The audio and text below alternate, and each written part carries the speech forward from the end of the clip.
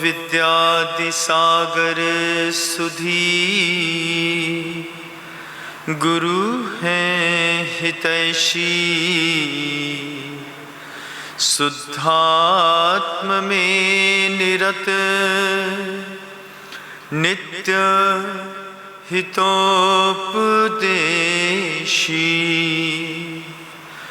वे पाप ग्रीष्म ऋतु में जल है सयाने, पूजूं उन्हें सतत केवल ज्ञान पाने, पूजूं उन्हें सतत केवल ज्ञान पाने। बोले अहिंसा परमो धर्म की। परम पूज्य आचार्य भगवंत गुरुदेव श्री विद्यासागर जी महाराज की, वर्तमान आचार्य परमेष्ठी गुरुदेव श्री समय सागर जी महाराज की, नेमिनाथ जी भगवान की, उनके जन्म तप और दीक्षा कल्याणक महोत्सव की जय। बोलिए मुनि श्री 108 विनम्र सागर जी गुरुदेव की, मुनि श्री 108 निस्वार्थ सागर जी महाराज की, समस्त मुनि संघ की जय। देव का जय जय गुरुदेव। आज नेमिनाथ जी भगवान जी का जन्म तप और दीक्षा कल्याणक है। आज से 23 साल पहले, 23 साल कैसे गुजर गए पता भी नहीं चला।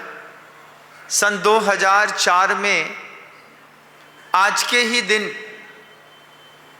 हम लोगों को पूज्य गुरुदेव के कर कमलों से दीक्षित होने का सौभाग्य मिला।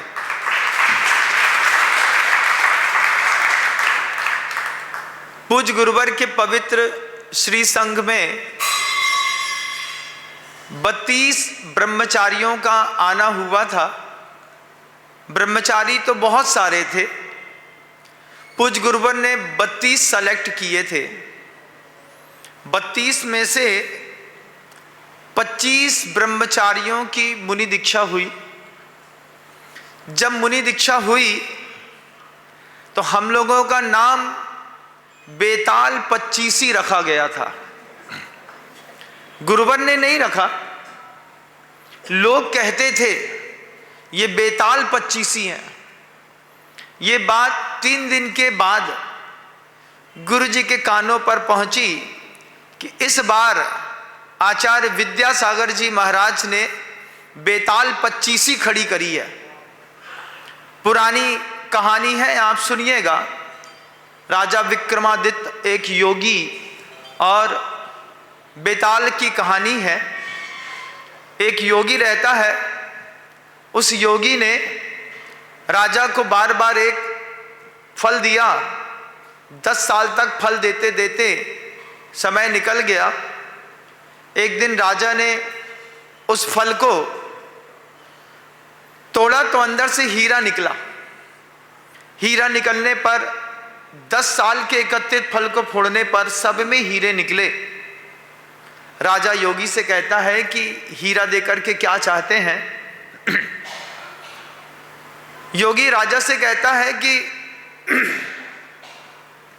जंगल में बियाबान पेड़ पर एक भूत लटका हुआ है, उल्टा बेताल लटका है, उसको उठा करके मेरे पास तक ले आओ, बस इतना सा चाहता हूं। और राजा विक्रमादित्य ने उस बात को स्वीकार कर ली। जब राजा विक्रमादित्य उस पेड़ तक पहुंचते हैं तो पेड़ पर 25 बेताल उल्टे लटके थे। बिल्कुल सही बात है बंधु। बेताल शब्द वो बहुत अच्छा शब्द है कि ऐसे लोग उल्टे लटके थे जिनके जीवन में कोई ताल नहीं है। कब खाना, कब पीना, कब उठना, क्या बोलना, कैसे चलना, कैसे सोना, किसके साथ रहना, जब ये कुछ पता ना रहो तो जिंदगी बेताल ही तो होती है। और जब बेताल वाली जिंदगी में हम 32 में से 25 लोगों का सिलेक्शन हो गया, आचार्य जी ने 4 साल तक लगातार पल्लवन पोषण करने के बाद जब दीक्षा की बेदी में हम लोगों को 25 ब्रह्मचारियों को बैठाया तो लोग मुस्कुरा के हम लोगों को देखते और कहते बेताल 25 के एक ये भी हैं।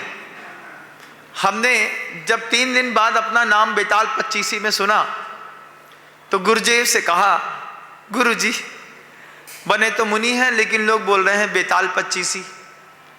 आचार्य जी कहते हैं ठीक तो कहते हैं, कभी बेताल रहे होंगे किसी पर्याय में, इस पर्याय में उनको उस पर्याय के दर्शन हो रहे होंगे तो वो बेताल 25 कह रहे हैं। पराभिप्राय निर्वत असक्कत्वात् सूत्र कहा गुरुजी ने, किसी के अभिप्राय को हम निरर्थक नहीं कह सकते, किसी ना किसी अपेक्षा से वो भी सही है।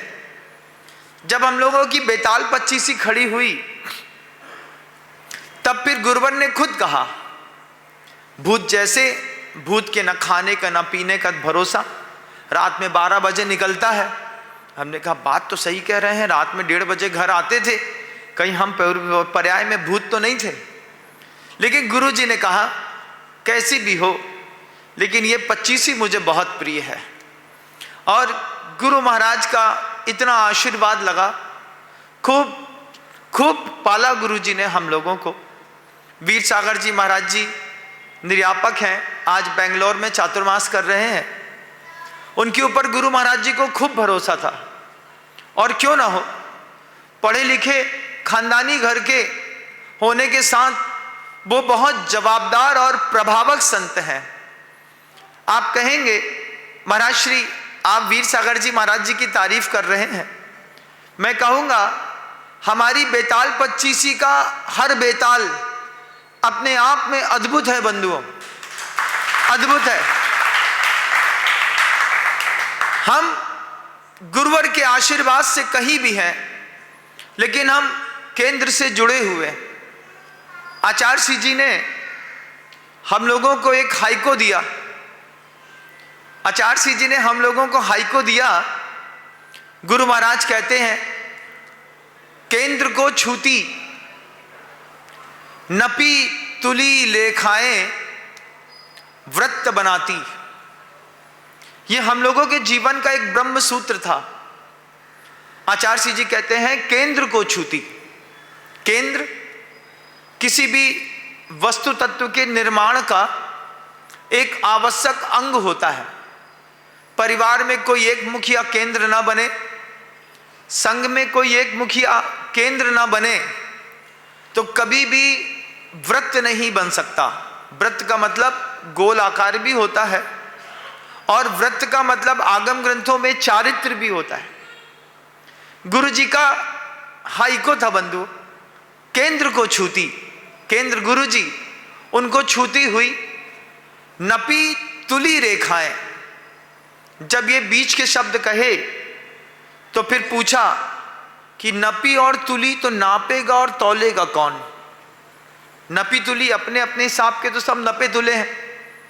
बिच्छू भी कहता है कि हमसे ज़्यादा शरीफ कोई नहीं है, सांप भी कहता है हमसे ज़्यादा चिकना और ईमानदार कोई नहीं है, शेर भी कहता है कि हमसे भोला कोई नहीं है, गिद्ध भी कहता है मैं जितना कृपालु हूँ इस दुनिया में उतना कोई नहीं है। तो हम सबको नापेगा कौन? तो गुरु से नपी और गुरु से तुली रेखाएं। शिष्य केंद्र से जुड़े भी हैं, गुरु से नपे भी हैं और गुरु ने ही हम लोगों को तौला है। तब जाकर के सबका एक जैसा चारित्र आपको दिखाई देगा। चाहे आप बेंगलोर में मुनि श्री वीर सागर जी महाराज के दर्शन कर लें, चाहे आप दिल्ली में आकर के मुनि विनम्र सागर जी से मिल लें, चाहे आप अलवर में सौम्य सागर जी महाराज के पास चले जाएं, इसके अलावा आप महाराष्ट्र में हमारे सहज सागर जी महाराज के पास चले जाएं, आप किसी भी साधु को देखिएगा हमारे महासागर जी महाराज चाहे गैरतगंज में विराजमान है, इसके अलावा विशाल सागर जी, धवल सागर जी महाराज हैं, इसके अलावा हमारे आगम सागर जी, पुनीत सागर जी महाराज रायपुर छत्तीसगढ़ में विराजमान है। बंधुओं, केंद्र को छूते हुई रेखाएं हैं ये। कहीं भी जाइएगा आपको एक जैसी चर्या दिखाई देगी, आपको एक जैसा अनुशासन दिखाई देगा, आपको एक जैसी साधना दिखाई देगी। सब बिल्कुल एक जैसे व्यवस्थित होकर के अपना जीवन जीते हैं। ये सबसे बड़ी बात थी। केंद्र को छूती नपी तुली रेखाएं वृत्त बनाती। हम सब ने मिलकर के जो अपने सांचे में आदर्श को स्थापित किया, वह सांचा भी पूज गुरुदेव का बनाया हुआ था। पूज गुरुजी ने सांचा बनाया।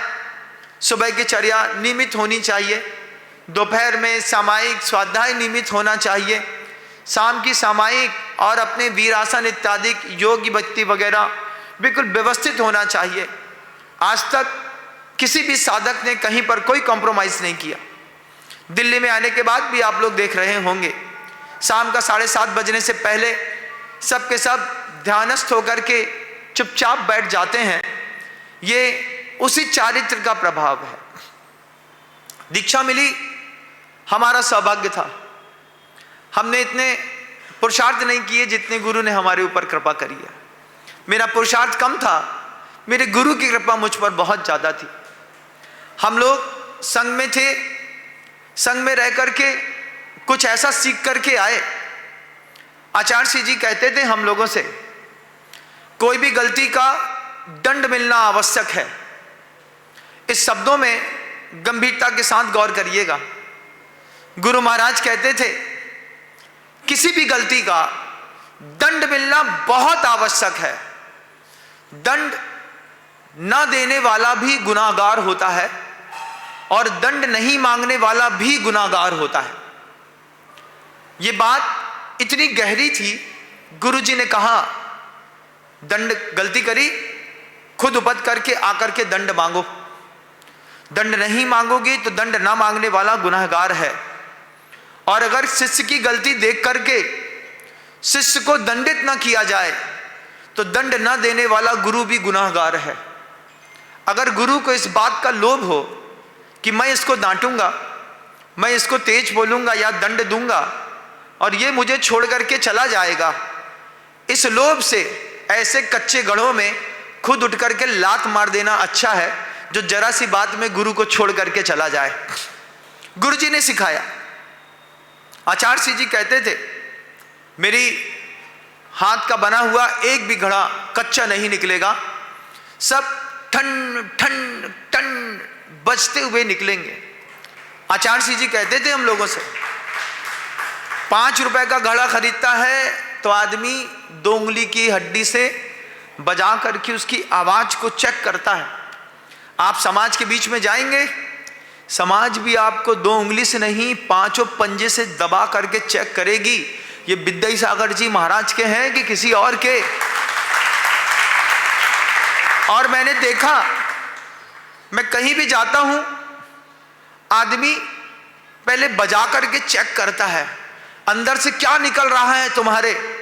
जब अंदर से स्वर निकलता है, गुरुदेव विद्यासागर मुनीन्द्राय नमः, गुरुदेव समय सागर मुनीन्द्राय नमः, चारों तरफ से बजाता है आदमी पहले हमको, इसके अलावा भी कुछ और इच्छा है तुम्हारी? हमने कहा 2 इच्छा है। पहली इच्छा गुरुदेव विद्यासागर जी महाराज, दूसरी इच्छा गुरुदेव समय सागर जी महाराज। तीसरी कोई इच्छा ही नहीं है। जब इस जीवन में जब दोनों हाथ से लोग मुझे बजा लेते हैं, उसके बाद फिर पूरी दुनिया के लोग पूछते हैं ऐसा क्या है विनम्र सागर में कि लोग उनके पास जाते हैं, बैठते हैं और सुनते हैं। मैं एक ही बात कहता हूं, ये घड़ा इस घड़े का बनाया थोड़ी है, इस घड़े को बनाने वाले का नाम आचार्य विद्यासागर जी महाराज है। और जब उनके हाथ का बना घड़ा है तो आवाज भी उनके हिसाब से सा रे गा मा पा धा नी सा निकलती है। दूसरे घड़ों में जाइएगा तो दूसरे घड़ों में भी आवाज निकलती है सा रे ग धा पानी पी जा। तो सा रे गा मा पा धा नी सा में और सारे गधा पानी पी जा में अंतर होता है बंधुओं। ये अंतर पूरी दुनिया अपनी आंख से खुद देखती है, खुद कहती है सागरों में सागर आचार्य विद्यासागर। कृपा थी, हम लोग तो प्रसिद्ध थे बेताल 25 में। लोगों ने हमारे मुंह में कहा, जंगल जा रहा था, बगल से एक शावक निकले, उनने कह दिया ये भी बेताल 25 का एक बेताल है।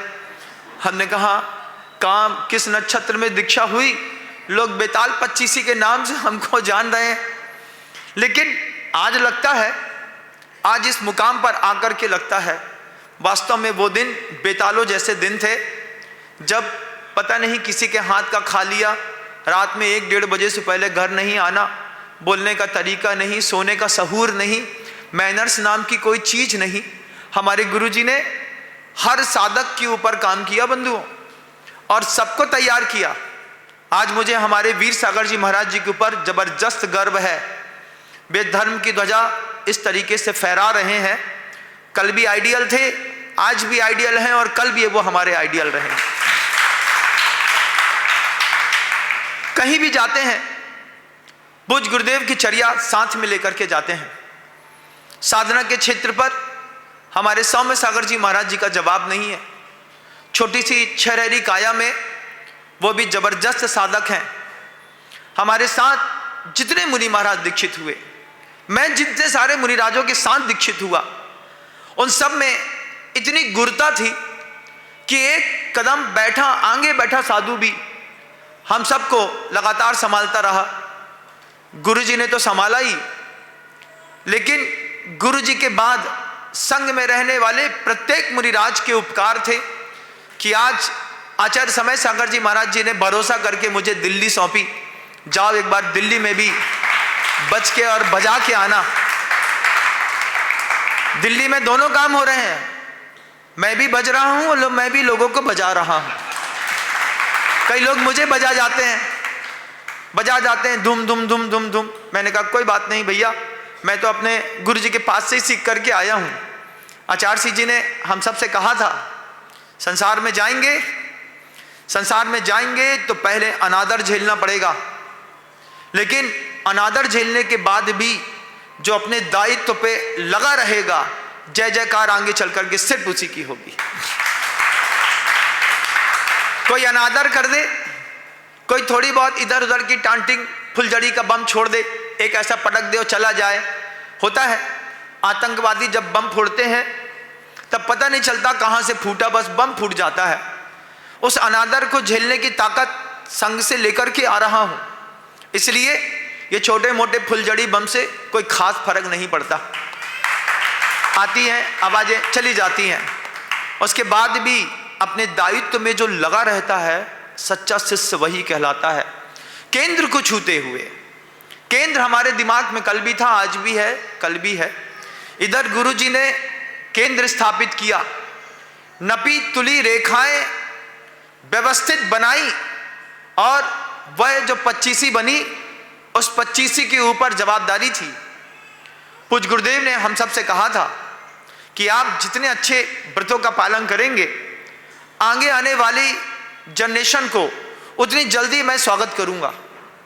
आचार्य सिंह जी ने हम सब से कहा, अच्छी चर्या बड़े बड़े लोगों का मुंह बंद कर देती है, किसी के पास कहने के लिए कोई शब्द ही नहीं है, किस तरीके का इनके ऊपर अपराध घोषित करें, लोगों में रहता है। क्योंकि जब हमारी दीक्षा हुई थी उसी वक्त एक बड़ा संदेश हम लोगों को मिला था। जब तिलवारा घाट में हम लोगों की दीक्षा हो रही थी बंधुओं, उस समय झमाझम पानी बरस रहा था। 2004 21 अगस्त का दिन, इतना पानी बरस रहा था कि लोगों ने 10-10, 12-12, 15-15 हजार की महिलाएं साड़ियां पहनी थी, उनके पैर कीचड़ में घुस रहे थे। आचार्य सिंह जी ने देखा, कुछ महिलाओं को देखा, बिना कपड़े की चिंता किए कीचड़ के ऊपर ही बैठ करके दीक्षा देखने लगी। आचार्य सिंह वो दृश्य को देख रहे थे। आचार्य सिंह जी ने बाद में कहा, देखिए आज पूरे संसार में कीचड़ कीचड़ दिखाई दे रहा है, कुछ लोग कीचड़ में पैर धंसा रहे हैं और कुछ लोग कीचड़ में धसे हुए पैर को निकाल करके बेदी पर बैठने का सौभाग्य प्राप्त कर रहे हैं। गुरु महाराज के शब्द इतने गंभीर और गहरे थे। सत्सैया के दोहरे जो नाविक के तीर, देखन में छोटे लगे घाव करे गंभीर। जब छोटी सी पतवार होती है, पानी के अंदर डालते हैं और उसको हिलाते हैं तो पतवार छोटी सी लगती है, लेकिन उस पतवार के कारण जो पानी का कटाव होता है वो बहुत बड़ा होता है। गुरु की बात सुनने में बहुत छोटी लगती है, लेकिन समझदार शिष्य के अंदर जो कटाव करती है वो बहुत गहरी करती है। इतने गहरे कटाव थे गुरु जी के। हर हाइको में, आज गुरु जी नहीं है शरीर से, हर हाइको में एक ऐसा गहरा कटाव दिखाई देता है। पहले उस हाइको के अर्थ कुछ और निकलते थे, आज हाइको के अर्थ कुछ और निकलते हैं। ठीक वैसे ही जैसे पिता के होने पर पैसे की कीमत कुछ और होती है और पिता के जाने के बाद पैसे की कीमत कुछ और तरीके से समझ में आती है, ऐसे पूज्य गुरुदेव के शरीर छोड़ने के बाद उनके दिए गए एक एक शब्द की कीमत आज बदल गई बंधुओं। आज सब आचार्य बनकर के प्रेरणा दे रहे हैं। कल लगता था कि एक आचार्य इतने सारे हाइको, आज लगता था इतने सारे आचार्य जी और इन सब से बना हुआ एक हाइको जिनका नाम गुरुदेव विद्यासागर जी महाराज। ऐसे गुरु बड़ी किस्मत से मिलते हैं। हम लोगों ने न जाने कब किसके नजर उतारी होगी, किसी की मोतियों से, हीरे से, तभी तो आज कभी किसी जमाने में कभी होंगे हाथ में एक मुट्ठी भर मोती। कोई अच्छा साधु आया होगा, उसकी नजर उतार करके मोती से ऐसे फेंक दिए होंगे, उसका परिणाम निकला इस भाव में गुरु महाराज के हाथ से दीक्षा मिली और आज दुनिया भर के लोग हीरे मोती पैरों में ला करके चढ़ाते हैं और कहते हैं देखो क्या यही मोती चढ़ाए थे, यही हीरा चढ़ाया था। मैं पहचानता भी नहीं, पहचानना चाहता भी नहीं, आंख बंद करके उस तरफ देखता भी नहीं। मैं क्यों देखूं? एक मुट्ठी मोती फेंकने के बाद में अगर कुंडलों के मोती पैर पे चढ़ रहे हैं तो अपने चढ़ाए हुए मोती मैं क्यों देखूं? आप भी क्यों देखते हैं? आप भी क्यों देखते हैं कि हमने क्या चढ़ाया, हमने क्या चढ़ाया, कितना चढ़ाया, कब चढ़ाया, कैसे चढ़ाया, किसको चढ़ाया? हम क्यों देखते हैं? मत देखो। गुरु जी कहते थे दान का क्षेत्र बहुत बड़ा है, देने के बाद मत देखो। कभी किसी पर्याय में एक मुट्ठी मोती से किसी मुनि की आरती नजर उतारी थी, आज जिंदगी भर आचार्य जी ने ऐसे पद पर विराजमान किया। लोग आते हैं चुपचाप चांदी का सिपल चढ़ा जाते हैं, सोना चढ़ा जाते हैं, हीरे मोती जवाहरात, गुरुदेव पैर रख दीजिए। हमने कहा हमारी तो इतनी हैसियत नहीं है, लेकिन फिर ऊपर से गुरु जी कहते हैं कि हमारे नाम से करवा लो विनम्र सागर, तुम करवाओगे ये सब पुण्य ऊपर हमारे पास तक पहुंचता रहेगा, इनके भी कर्म कटेंगे। बड़े संकोच के साथ पैर आगे कर देता हूं। आज वह दीक्षा दिवस, आज लगता है कि हमारा सार्थक हुआ बंधु। मैंने हमेशा कहा, मैंने दीक्षा जिन परिस्थितियों में ली, दीक्षा जिन मन स्थितियों में ली, दीक्षा जिन तिथियों में ली, ये तीनों चीजें मुझे याद है। गुरु जी कहते थे दीक्षा दिवस के दिन अपनी तिथि, अपनी स्थिति और अपनी मन स्थिति, तीनों चीजों को याद करते रहना। 2004 में जब मेरी दीक्षा हुई थी, 24 साल का था मैं। 20 साल 3 महीने की उम्र में गुरु जी के पास आया था। ये मूछ का बाल पूरा नहीं निकला था, पूरे ढंग से मूछ नहीं आती थी, तो गुरु जी कहते थे अभी तो बच्चे हो, तो लगाकर ब्लेड लगाते थे, फिर बार बार कभी इनको बड़े दिखने लगे हम, किसी तरीके से ले लें। 20 साल 3 महीने में गुरु महाराज जी के संग में प्रवेश मिला। 24 साल 2-2.5 महीने की उम्र में आचार्य महाराज जी से दीक्षा हुई। जो लोग मेरे बाद खड़े थे वो खड़े रह गए, क्योंकि पानी अगर ठहराव को प्राप्त हो जाता है फिर वो किसी काम का नहीं रहता। आचार्य जी हमेशा न्यू फ्रेशर्स को उठाते रहे, आगे बढ़ाते रहे। और 24 साल की उम्र में दीक्षा होने के बाद 20 साल जो गुरु जी के साथ रहने का मौका मिला, जिंदगी के जवानी आचार्य जी के साथ रहते रहते कब अधेड़ उम्र में आ गए हम लोगों को पता भी नहीं चला। कर्नाटक के संत ने कीनी, धन्य हमारी जवानी है, निर्दोष निकल गई, बेदाग निकल गई। इस बात की आज भी बहुत खुशी है बंधु। गुरु जी कहते थे दीक्षा के दिन जब भी हो दीक्षा तिथि को देख लेना। नेमिनाथ जी भगवान जी का तब मोक्ष कल्याणक तिथि को देख रहा हूं। तिथि के साथ साथ 2004 की अपनी स्थिति को देख रहा हूं। कभी भूलता नहीं। मुझे पता है कि जो मैंने छोड़ा है वो बहुत थोड़ा और फीका था, इसके बदले जो मुझे मिला है वो अद्वितीय है, जो कभी दोबारा जीवन में मिल नहीं सकता। पुरानी स्थिति को जानता हूं। आचार्य सिंह जी कहते थे दीक्षा लेने के बाद भी तुम्हारे होम टाउन से तुम्हारा दिमाग अलग नहीं हो सकता। याद करना, जो छोड़ करके आए थे वो कचड़ा है और हाथ में जो मिल रहे हैं वो हीरे मोती और जवाहरात है।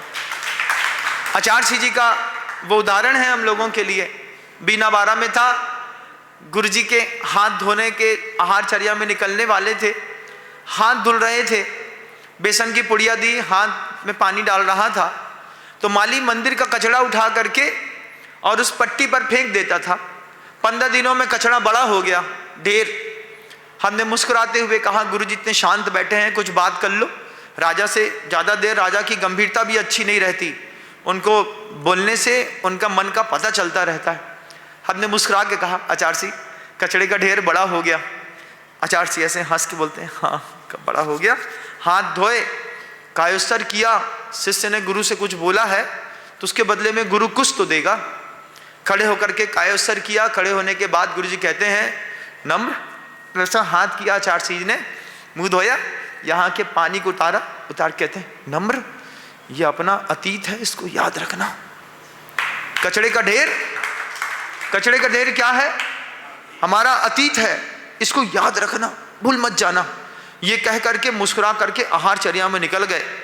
उन्होंने शिष्य को सिखाना है ना, हम कहीं भी सिखा सकते हैं, जंगल में सिखा सकते हैं, लघुशंका के स्थान पे सिखा सकते हैं, क्लास में सिखा सकते हैं।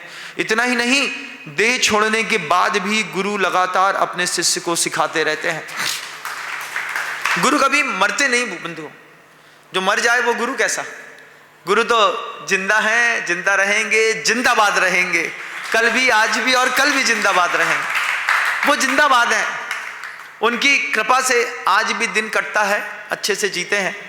आचार्य सिंह जी ने कहा तिथि याद रखना, स्थिति याद रखना और अपनी मन स्थिति भी याद रखना।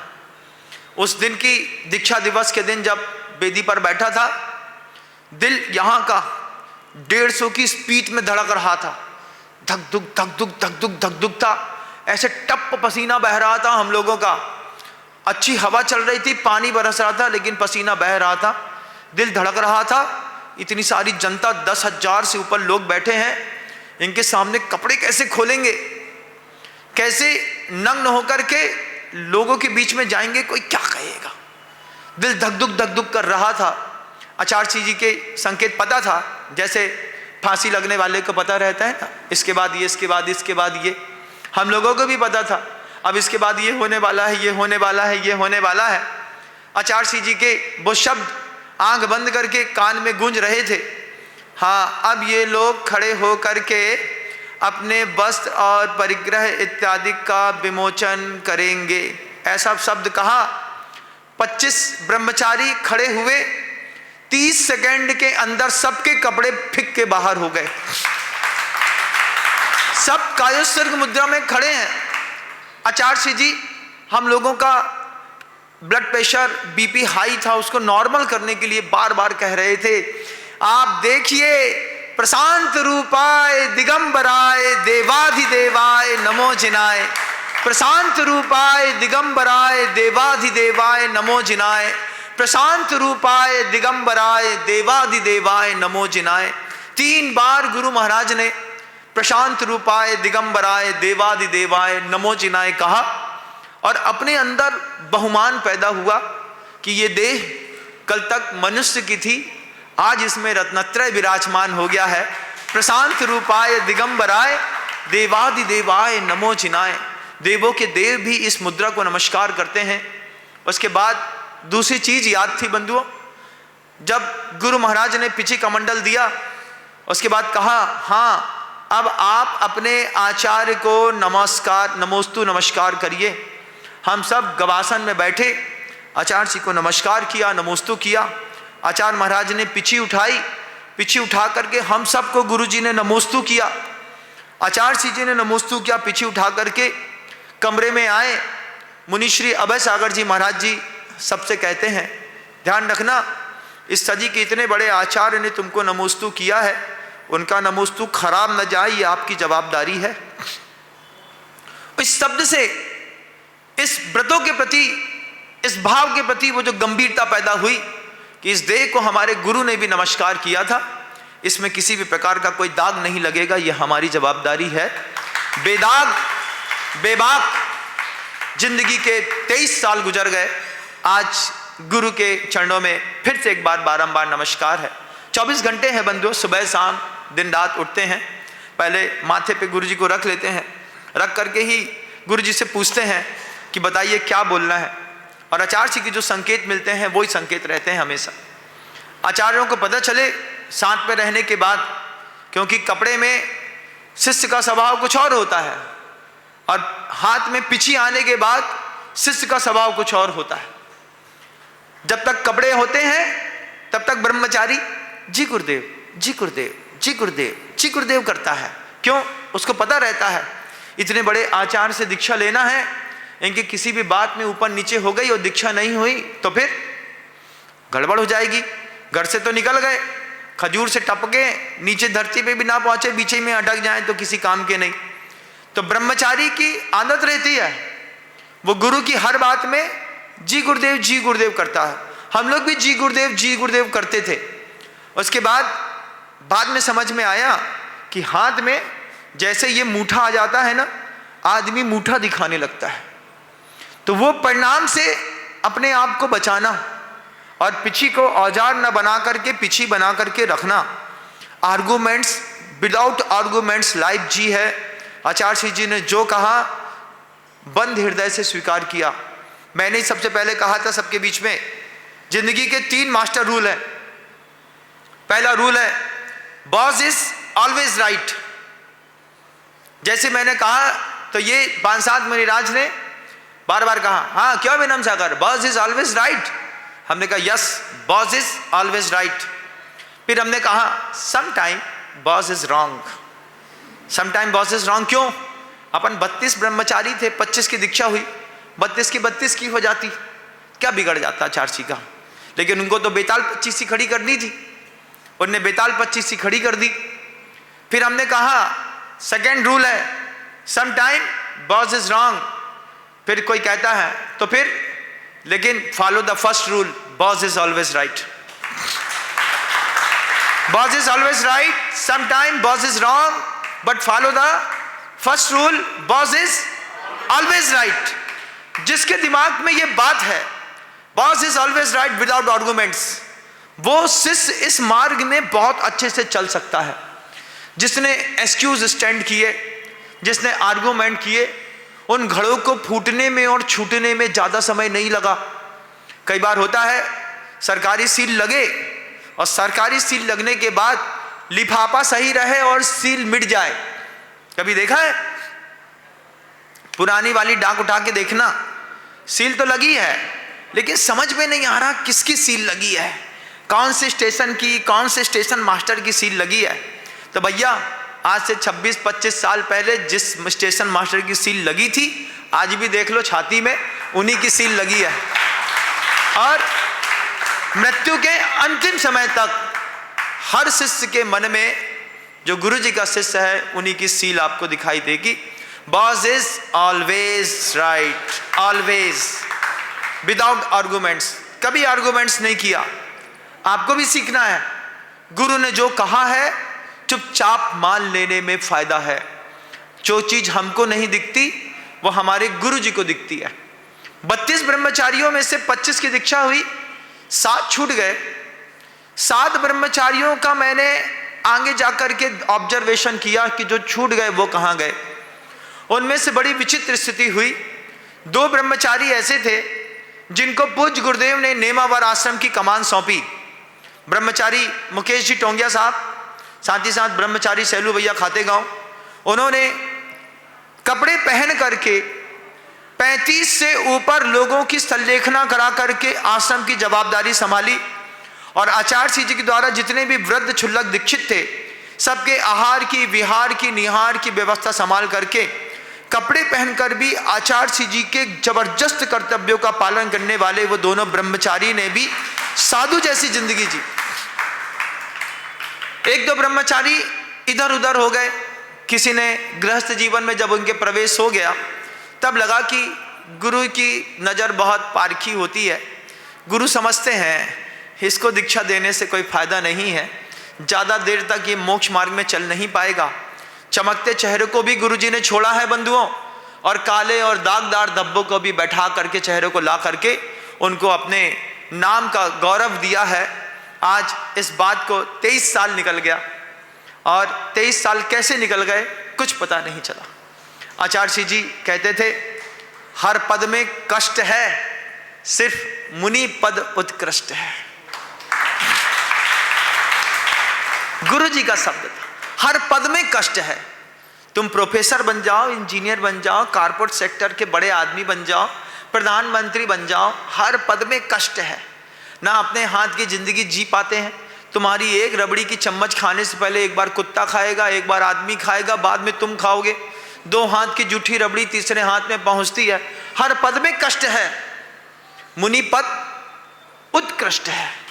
इस उत्कृष्ट मुनि पद को मिला, गुरुजी ने कहा कि रस लेते रहना, आनंद अपने जीवन में ये कभी मत सोचना। आनंद से मुझे याद आया हमारे आनंद सागर जी महाराज, पूज्य गुरुदेव समय सागर जी महाराज जी के पास रह कर के एक ऐसे अप्रतिम साधक हैं। परिवार की अगर आप पारिवारिक आर्थिक स्थिति उनकी देखेंगे तो सिर्फ एक भाई 1000 करोड़ का आसामी है, एक भाई मात्र 1000 CR प्लस का आसामी है।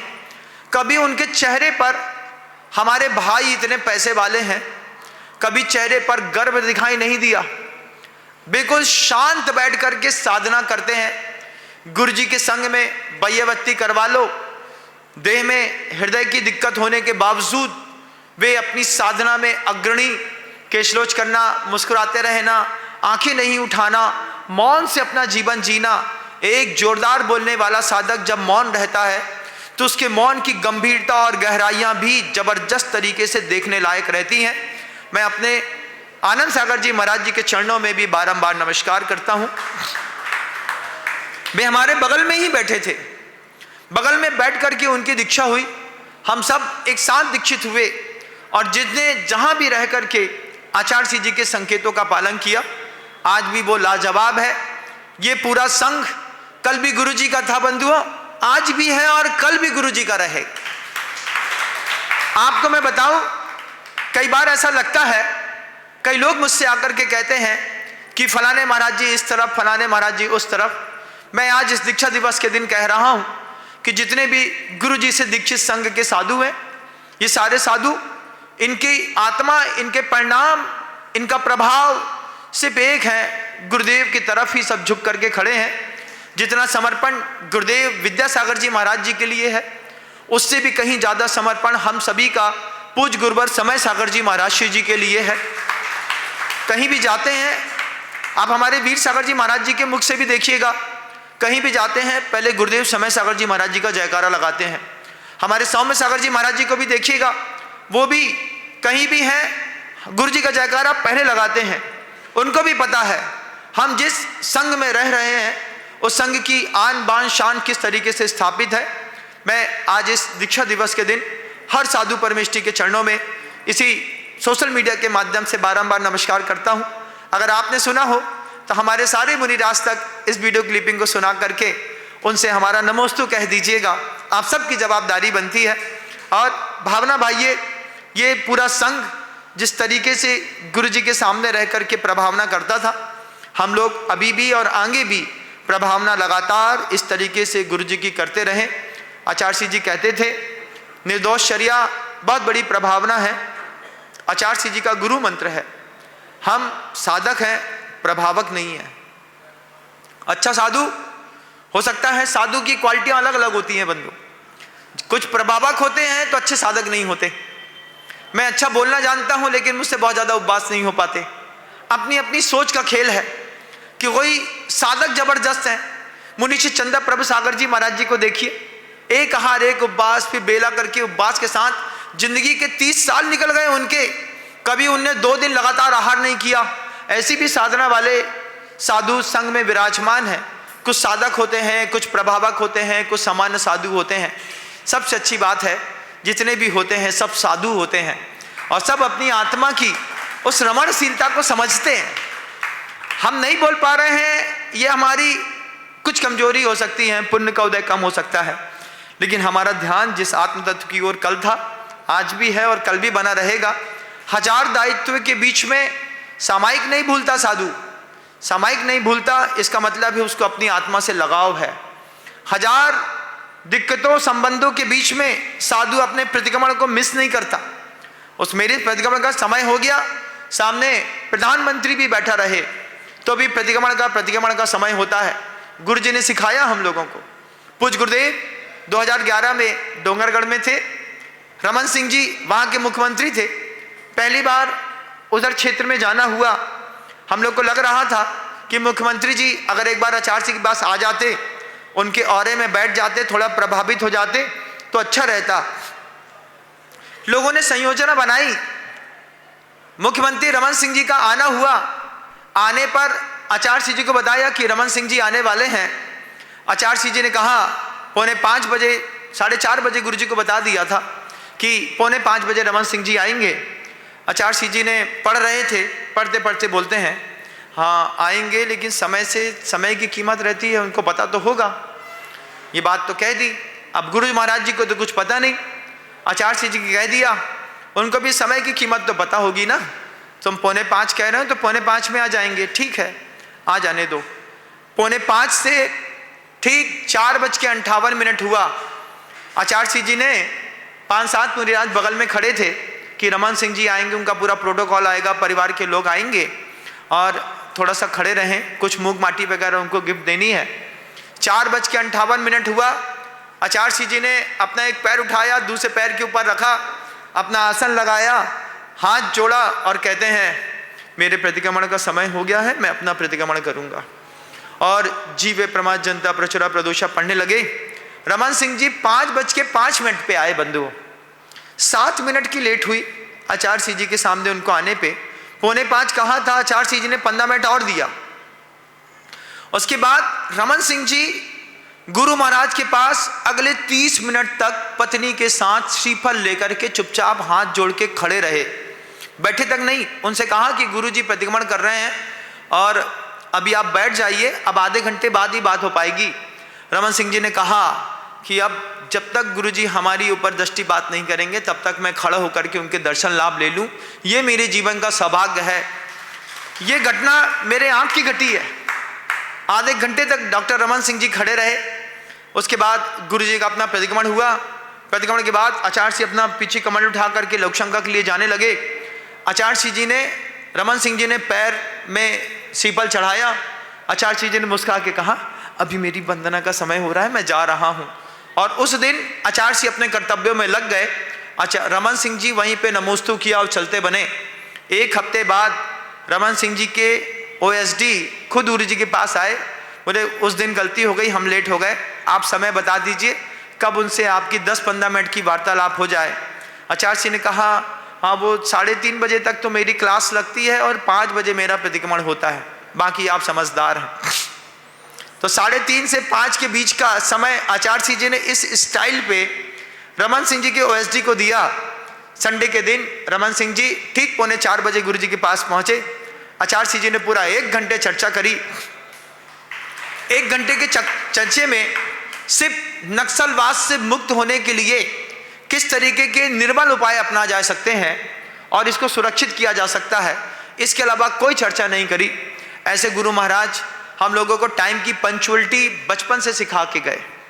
उन्होंने कहा अपने टाइम शेड्यूल को बिल्कुल प्रॉपर बना के रखिएगा, तभी तो बेताल से हम लोगों की ताल मिली है। वास्तव में ये बेताल 25सी थी, आचार्य सिंह जी के पास आकर के हम लोगों की ताल 25सी हो गई है। इस ताल 25सी के प्रत्येक साधकों का रत्नत्रय निर्दोष पलता रहे। प्रत्येक साधक अपने अभीष्ट को प्राप्त करें या ना करें, लेकिन अगली पर्याय में अपने गुरु महाराज को दोबारा प्राप्त करें। ऐसी भावनाओं के साथ शब्दों को विराम देता हूं। पूज्य गुरुदेव श्री विद्यासागर जी महाराज।